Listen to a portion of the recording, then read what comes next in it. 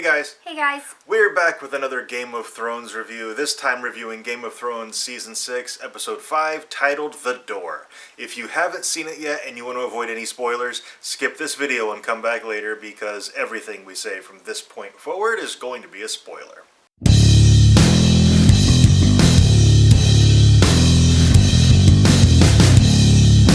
This one was a rough one. Yeah. It was Oh my tough. gosh. We'll dig right into the biggest moment from this episode, and that is Hodor at the end holding the door.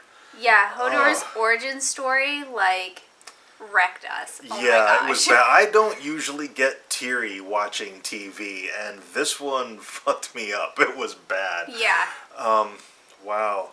So, as we're watching it, and we kind of see Bran in the past, and we see Hodor there, and I'm like, okay, what if he just transported his consciousness from the past to the present, and that's what got him, messed up, and then we'd have like a different version of Hodor going forward. That's what I really thought was going to happen. But then when it just became hold the door. Yeah, as soon as she was like, hold the door, I was like, oh my god, no! Hodor's gonna die! Yeah. And from then on, it was friggin' waterworks, man. Yeah. It was tough. Tearing up right now just talking about it. Yeah, it's, I think this is the first, well, Catelyn Stark at the Red Wedding, that one got to me, but this one was a little bit worse. Yeah, this is the worst, the most heart-wrenching death on Game of Thrones. Yeah, worst is totally the wrong word. It's the one that hurts the most. Yeah, it's the most emotional, definitely, for me. Just because for so long we've had Hodor, who's this very lovable character with this very simple person, and then to find out the how and why he became that way. All at the same time as realizing how he became that way was at his death. Yeah. Oh, God. So, yeah. Way to go, Bran. Jesus. Gosh. All because you had to go back in. Yeah. Couldn't just wait for another session. Had to go back in on your own, and then the White Walkers can see you. Yeah. And now they can get to you. Because they touched you. Frickin' Bran. Your mom tells you not to climb up the castle, you do, and you basically start a frickin' war. Yeah. And, the three-eyed raven says, don't go in there without me, and you do, and Hodor dies. So, giant middle finger to Bran. Yeah, we already didn't really care for Bran all that much, and now I really don't like Bran. Yeah, I don't like Bran And not only did we lose Hodor, we lost another wolf.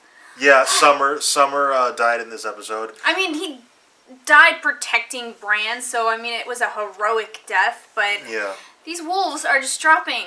There's none left. And Summer was one when we were kind of recalling, how many wolves are there left? We forgot Summer altogether. So now officially it's Ghost and Arya's wolf that they chased away. That's it. Those are the only two dire wolves left from the originals. Yeah, all of them, gone. If Ghost dies, oh my god. Yeah, if Ghost dies, I'm going to be really mad because they made a big deal out of how Ghost was different. Yeah.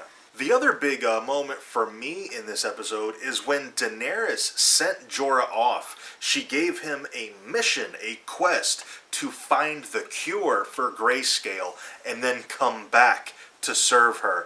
And I really hope we get some of that story. Yeah, I hope me it's too. not just a way to write him off and then we never see him again. Even if it's just every once in a while. Yeah, we don't need the whole story. It's not that important, but it would be nice to every once in a while get just a little snippet of his story. Yeah, just check in. And I really hope he cures himself and he comes back. Yeah. That would be really cool.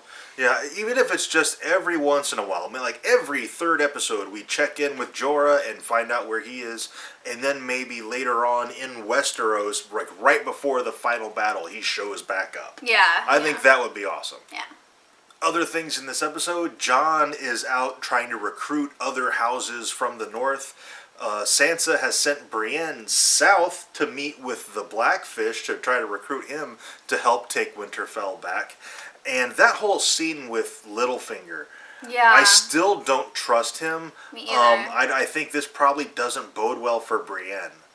Yeah, I'm worried because Sansa lied to Jon about meeting with Littlefinger, and that worries me a lot. Littlefinger is a master gamesman, and this is the Game of Thrones, and I think he's thought farther ahead than probably anybody. Yeah, Sansa's kind of new to this. For a while she just did what she was told, and it's only recently, last season, where she started to really come into herself and lead her own life and not do what people were telling her to do. Yeah. I mean, with the exception of being held by Ramsay, but, she took care of that eventually. So I think Brienne probably doesn't live through this season, because I just think whatever Littlefinger is up to, it's not good. Yeah, it's not. I think he wants the throne. Yeah, absolutely. Sansa and Jon are a threat to that throne, and he knows that Brienne is guarding Sansa. So I think when he sees her off on her own, he's going to take advantage of that. And maybe on some level, deep down, he does feel guilty about setting Sansa up with Ramsay, but I don't think that's going to change his end goal, entire life philosophy of looking out for number one. Yeah, it's he's not redeemable. He might feel a little bit guilty, but to me, I don't think he's going to redeem himself. And I don't think he's going to harm Sansa, because Sansa looks too much like Cat. Yeah. And he was in love with Cat. In fact, it wouldn't surprise me if he if part of his end game plan is ending up with Sansa. So he probably does feel a little guilty over what happened with her. He probably was a little naive, thinking that, well, because she's a Stark, he'll treat her respectfully. But who knows? That's another reason why I think this probably doesn't bode well for Brienne, is because Brienne is an obstacle between Littlefinger and Sansa, and he is absolutely warm for her form. Yeah. He wants her, and Brienne is an obstacle to that, so that could be really bad news for Brienne. Yeah. Also, the scene with Tyrion, Varys, and the new Red Priestess who we just met in this episode, that was a really cool scene. Yeah. That's the first time we've ever seen Varys really kind of off guard and rattled. Yeah, really rattled. It was it was pretty cool to see him squirm a little bit. Yeah, and I hope we get more with this Red Priestess. I really think we will. But specifically, I want to see more of her with Varys. Yeah, yeah. I'm also looking forward to seeing what Daenerys has to say about this Red Priestess when Daenerys gets back. Yeah, and what she thinks about what Tyrion's done, what the deal he's made. Yeah.